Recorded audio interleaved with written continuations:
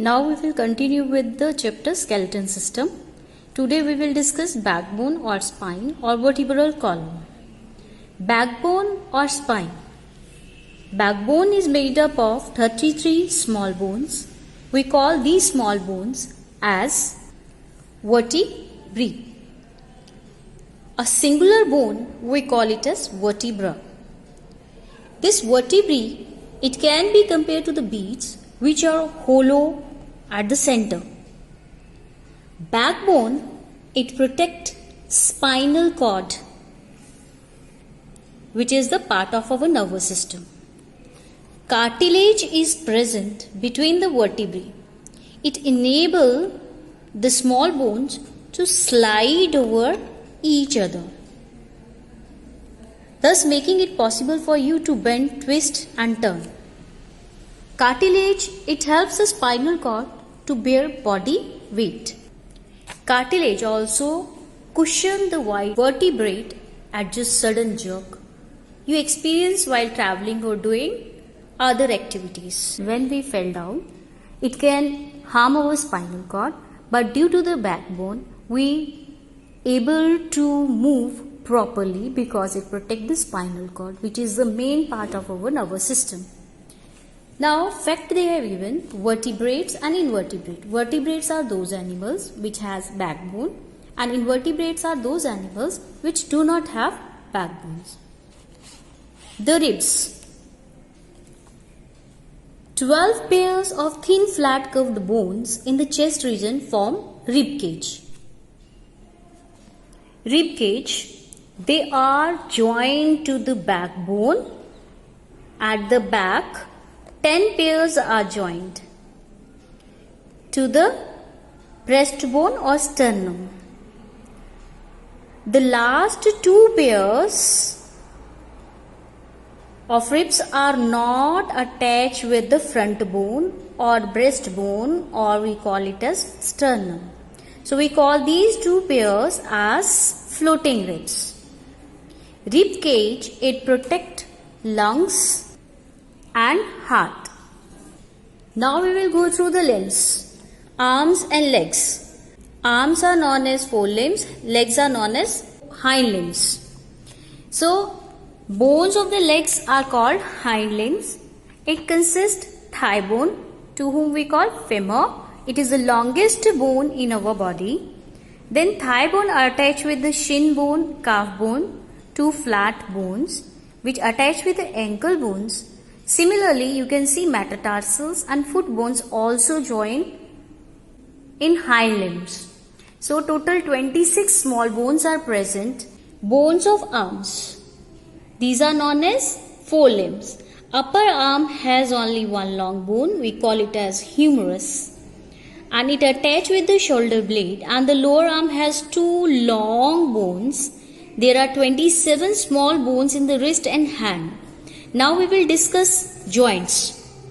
Joint is the place in the skeleton system where 2 bones join together and help in the movement. So these 2 bones are attached with a stretchy band. We call that stretchy band as ligament. And muscles are attached to the bones with a strong tissue called tendon. Kinds of joint. We have 2 kinds of joint, immovable and movable. Immovable joints are those joints which do not allow movement of bones. These joints are present in the skull. Movable joints are those joints which are allow movement of the bones. We call them movable joint. Cartilage is also present in between movable joints. First, hinge joint. Hinge joint which allow the movement only in one direction. As you can see, the hinge of a door. Your knee, your elbow, fingers and toes have hinge joints. Ball and socket joint. In ball and socket joint, one end of the bone, it is round like a ball and fitted in the socket of another bone. This joint allow movement in all direction, and it is present in your hip and shoulder. Pivot joint. This joint allow movement sideways, up and down, and this point is present between skull and first 2 vertebrae. Gliding joint. These joints, the bones can slide over each other. Our wrist and ankle have gliding joints.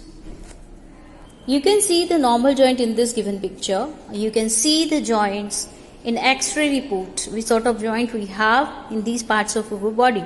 How we can care our bones and joint? Bones need regular exercise to stay healthy and in good shape. While sitting, standing and walking, good posture must be maintained. We should have food rich in calcium, which help to make the bones hard and strong. Milk and dairy products are rich in calcium.